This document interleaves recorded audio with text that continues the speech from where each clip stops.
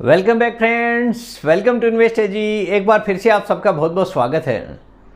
Friends, बहुत सारे निवेशक हैं बाज़ार की तेज़ी के साथ में बाज़ार में निवेश शुरू करना पसंद करते हैं।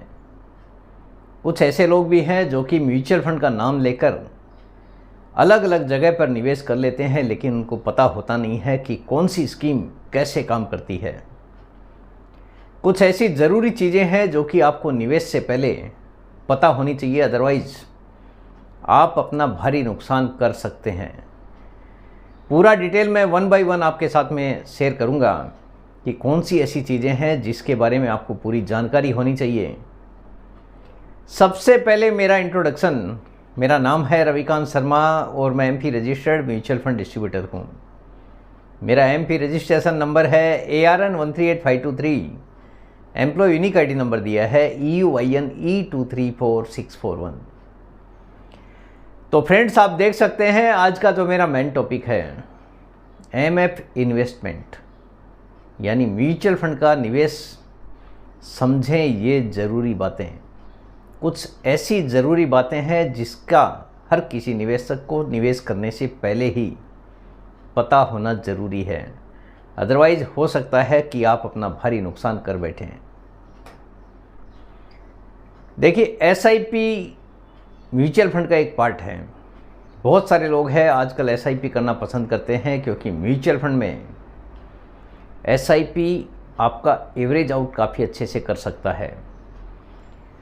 SIP म्यूचुअल फंड कई तरह के होते हैं, यानी SIP कीजिए या फिर लमसम कीजिए। कई अलग अलग तरह के फंड्स होते हैं, जैसे डेट फंड हो गया, इक्विटी फंड हो गया, ओवरनाइट फंड। ओवरनाइट फंड एक डेट फंड का ही पार्ट है। लिक्विड फंड है, डेट फंड का ही पार्ट है। इंडेक्स फंड है, मल्टी कैप फंड है, इक्विटी फंड का पार्ट है। लार्ज एंड मिड कैप है। ये कुछ एग्जाम्पल के तौर पे मैंने ये नाम यहाँ पे दिए हैं कि आप कुछ भी अगर निवेश करते हैं तो आपको उसके बारे में पूरी जानकारी होनी चाहिए, उसके बाद ही कुछ भी निवेश शुरू करना चाहिए, अदरवाइज़ भारी नुकसान भी आप कर सकते हैं। अगर आप कोई ऐसा प्लान देख रहे हैं जिसमें कभी भी पैसा निकाल सकते हैं, तो इसके लिए कहाँ निवेश करना चाहिए? क्योंकि बहुत सारे निवेशक हैं कि बाज़ार में तेज़ी के साथ में कहीं भी निवेश कर डालते हैं। राम ने बोल दिया, श्याम ने बोल दिया, कहीं पे भी पैसा लगा के बैठ जाते हैं। उसके बाद में जैसे ही पैसे की ज़रूरत पड़ जाती है, पैसा निकालने को आदमी मजबूर हो जाता है, और कई बार ऐसी स्कीम में पैसा लगा देते हैं जहां से पैसा निकलना काफ़ी मुश्किल हो जाता है। अदरवाइज़ हो सकता है अगर निकलेगा भी तो आपका भारी नुकसान वहां पे हो सकता है, क्योंकि कोई भी फंड बाज़ार की परिस्थिति के हिसाब से ही ऊपर नीचे होता है। बाज़ार अगर ऊपर है तो आपका फंड भी हो सकता है ऊपर हो, अगर बाज़ार नीचे है तो वहाँ पे आपको नुकसान भी उठाना पड़ सकता है। इसीलिए अगर आप कुछ भी निवेश करते हैं तो उसके बारे में आपको पूरी तरह से जानकारी होनी ज़रूरी है कि आपका निवेश कहाँ पे किया जा रहा है और आप कितने टाइम के लिए निवेश करना पसंद करते हैं। अगर आपको कभी भी बीच में पैसे की ज़रूरत पड़ जाए, अगर आपकी ये कंडीशन है, ऐसे केस में आपको अलग अलग तरह के फंड हैं, इसीलिए ये बताना ज़रूरी है। जैसे अगर आपको कोई ऐसा प्लान जहाँ कोई एंट्री लोड नहीं, कोई एग्जिट लोड नहीं, इसके लिए आपको ओवरनाइट फंड में निवेश करना चाहिए। यानी जब चाहे तब अगर आपको पैसा निकालना है तो ओवरनाइट फंड आपके लिए एक बेहतरीन विकल्प साबित हो सकता है। यहाँ पे आप सेविंग अकाउंट से ज़्यादा रिटर्न की उम्मीद कर सकते हैं। भले ही यहाँ पे कोई गारंटी नहीं है, लेकिन उसके बावजूद भी बाज़ार का इतिहास यही कहता है कि जिस किसी ने पेशेंस रखा है, अगर आपके पास में सेविंग अकाउंट में पेशेंस वाला पैसा पड़ा है, नॉर्मली मैं देखता हूँ लोगों के अकाउंट में लाखों रुपया पड़ा रहता है, 2.5-3% के इंटरेस्ट रेट में पड़ा रहता है, लेकिन अगर आप ओवरनाइट फंड में निवेश करना पसंद करते हैं तो एक ये बेहतरीन विकल्प साबित हो सकता है सेविंग अकाउंट के मुकाबले। तो अगर कभी भी आपको इमरजेंसी आ गई, कभी भी ऐसा पैसा आपके पास में पड़ा है कि कभी भी आपको निकालना पड़ सकता है, तो ओवरनाइट फंड आपके लिए सही विकल्प साबित हो सकता है। किसी के पास अगर बचत खाते में ज़्यादा पैसा रहता है और कभी भी पैसे की ज़रूरत पड़ती है तो ओवरनाइट फंड में वो पैसा आप अपना निवेश कर सकते हैं। ये फंड आपके सेविंग अकाउंट से ज़्यादा रिटर्न देने का दम भी रखता है। कोई गारंटी नहीं है, लेकिन बाज़ार का इतिहास यही कहता है कि यहाँ पे ज़्यादा पैसा भी बन सकता है।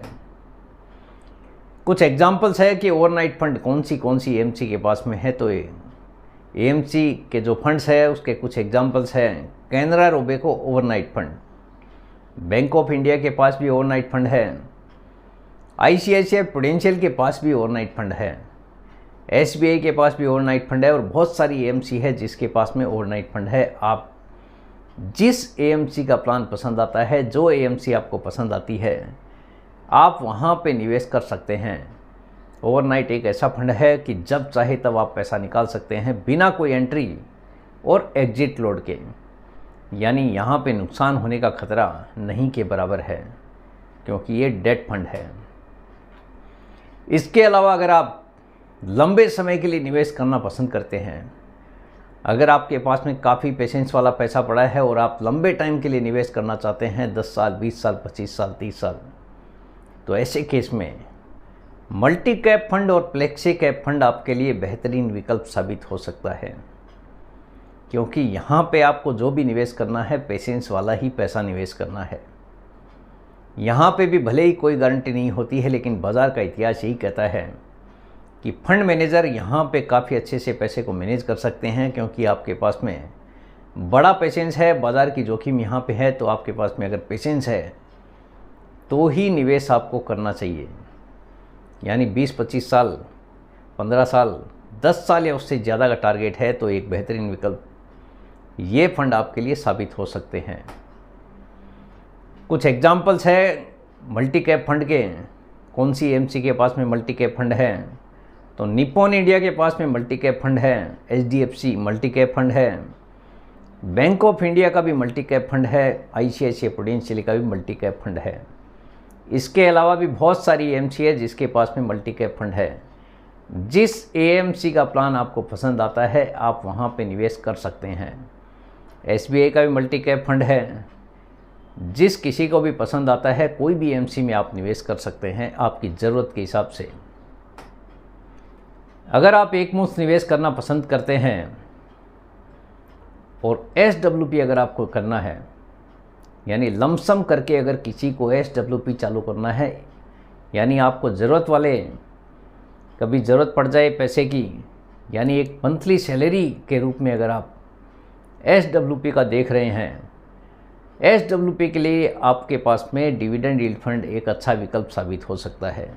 यानी जैसी जिसकी ज़रूरत प्लान उसी के हिसाब से होना चाहिए। डिविडेंड यील्ड फंड में भी बाज़ार की जोखिम होती है, कोई भी किसी भी तरह का गारंटीड रिटर्न होता नहीं है।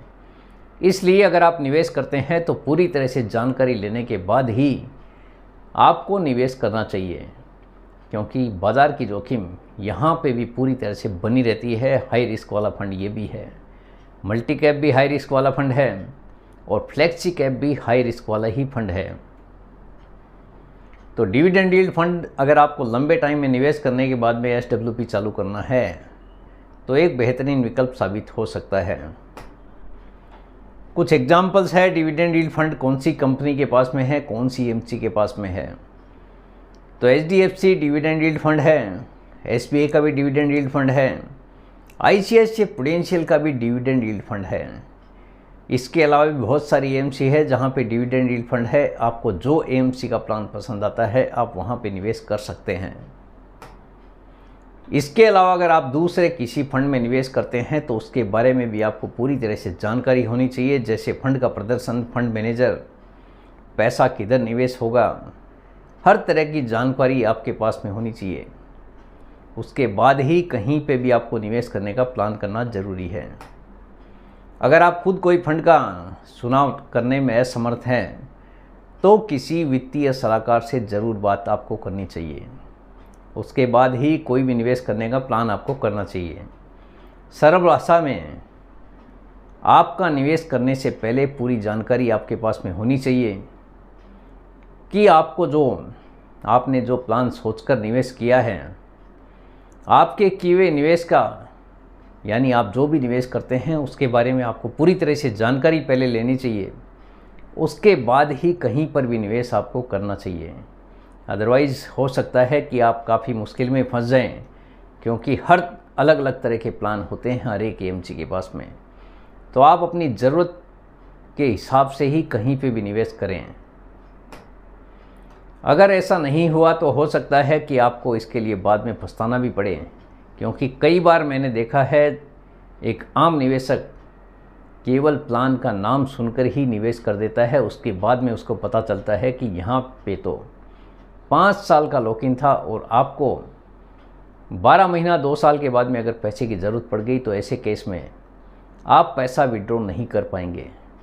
इसीलिए आपके पास में पूरी तरह से जानकारी होगी तो ही आपके लिए वो प्लान सही साबित हो सकता है। हालांकि आपके लिए म्यूचुअल फंड एक लंबे टाइम का निवेश है। अगर आप निवेश करते हैं तो लंबा टारगेट है तो ही यहाँ पे निवेश करना चाहिए। अदरवाइज़ हो सकता है बाज़ार की परिस्थिति के हिसाब से यहाँ पे आपको नुकसान भी उठाना पड़ सकता है। इसीलिए आपको बार बार बोलता हूँ कि पैसा वही लगाना है जिस पैसे को निवेश करने से आपका पेशेंस ना डगमगाता हो, क्योंकि यहाँ पे किसी भी तरह का कोई भी गारंटीड रिटर्न होता नहीं है। तो फ्रेंड्स, उम्मीद करता हूँ आपको आज का वीडियो पसंद आ गया होगा। वीडियो अगर पसंद आ गया, वीडियो को लाइक करना, शेयर करना बिल्कुल मत भूलिए। बेल आइकन पे ज़रूर क्लिक करके रखिए, चैनल को ज़रूर सब्सक्राइब कीजिए। जितने ज़्यादा लोगों के साथ में हो सके शेयर कीजिए, ताकि हर किसी को इसका बेनिफिट मिल सके। Thank you very much friends, thanks for watching this video.